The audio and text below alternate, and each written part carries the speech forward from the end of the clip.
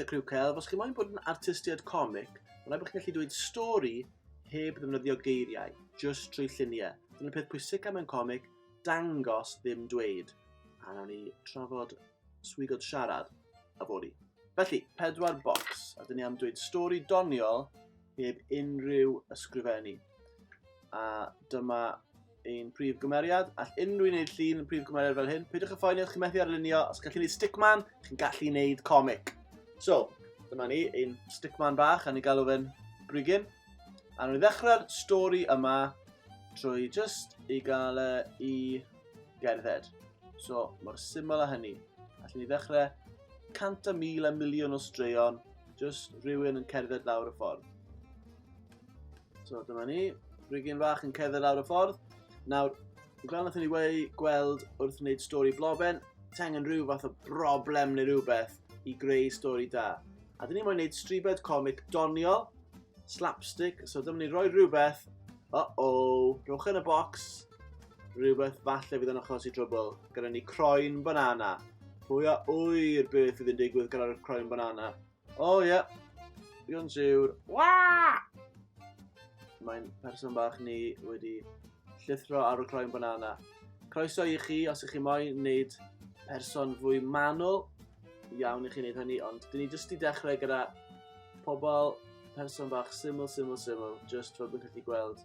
Bydd yn bosib wneud stori heb sgwennu. So dyma ni'r llithro ar y peth banana. Llinellau yn dangos symudiad. A'i geg ar agor. Mae'n sgrichen, ond ydych chi'n gallu gweld hynna jyst o'r lluniau. So, beth i ni am wneud i orffen y stori, i cam nesaf yn y stori? Wel, bwmp ar y llawr, dwi'n meddwl. Crac! Mae pethau'n mynd o ddrwg i waith. Nawr, mae'n esiampl o hiwmor slapsticks dwi'n galw fe. Pam rhywun arall anffodus yn cwmpo neu gael ei bwrw, ac am ryw reswm, mae jyst yn ddoniol. Fi ddim yn gwybod pam, mae yna fideos YouTube o pobl yn cwmpo drostodd gyda billions o views, achos mae jyst yn ddoniol i weld pobl eraill yn cwmpo.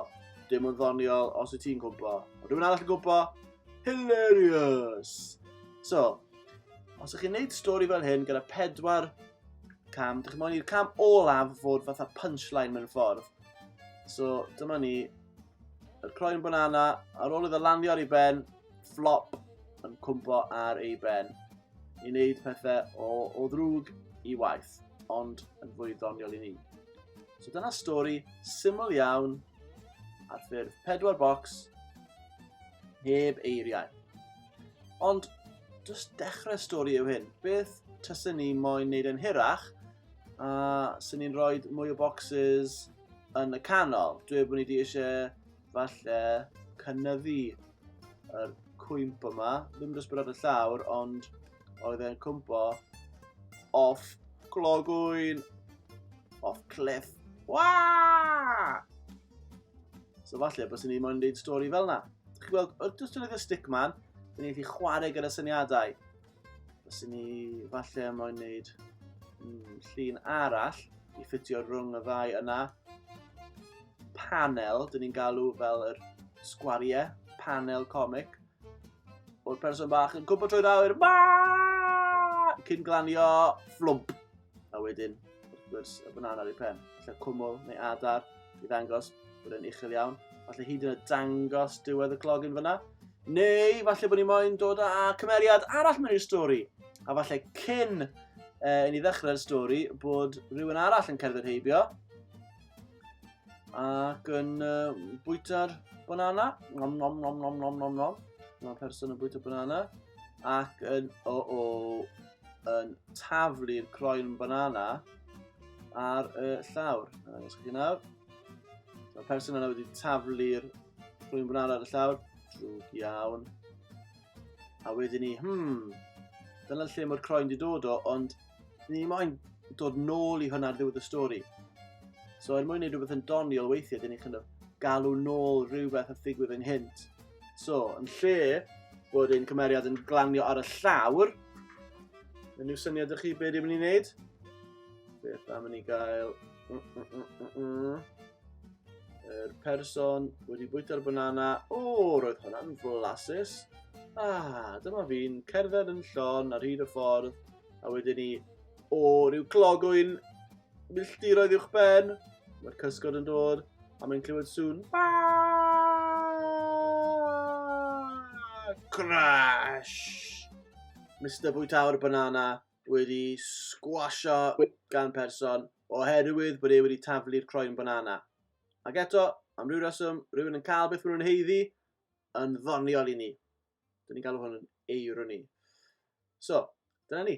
Un stori bach wedi ei newid ac addasu mewn 2 ffordd gwahanol. Ond y gwir yw, allan ni gymryd y stori yma i 100,000 o llefydd gwahanol. So rhywun yn cerdded, a falle maen nhw'n dod o draws yn lle croen banana, twll yn y llawr. Neu falle bod nhw'n dod o draws rhywbeth sy'n aroglu'n ddrwg ac yn frown.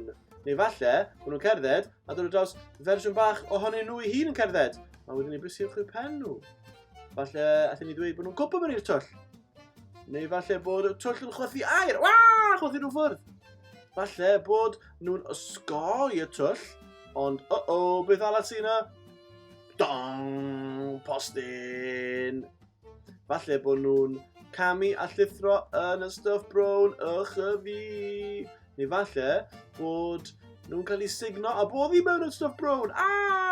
Sioc annisgwyl. Neu falle bod nhw'n osgoi y peth brown a camu mewn i rhywbeth hyd yn oed yn wath. Falle bod e'n mynd slotch wrth i troed enfawr ei hun slotch o fe. A wedyn ni allan gyda, mae rhywbeth ar weilad fy'n rhoi di. Felly un syniad, miloedd o bosibiliadau gwahanol, a heb un gair na sound effect i ddweud y stori. Her heddiw yw i chi greu comics heb eiriau eich hun. Dwi wedi dechrau rai i chi, fy mwyn i chi cario ymlaen, a wneud 2 neu mwy o bocsys eraill i ddweud y stori. 2, ewch mor hir ag i chi moyn i orffen y straeon yma dwi wedi dechrau. A cofiwch chi ddefnyddio gwynebau a cyrff i ddweud y stori, dim geiriau o gwbl, okay? Heb sgwennu. Gweld os chi'n gallu gwneud e. So, sgwini ffwrdd, comic ar y bwrdd, a na i weld chi yfory. Hwyl!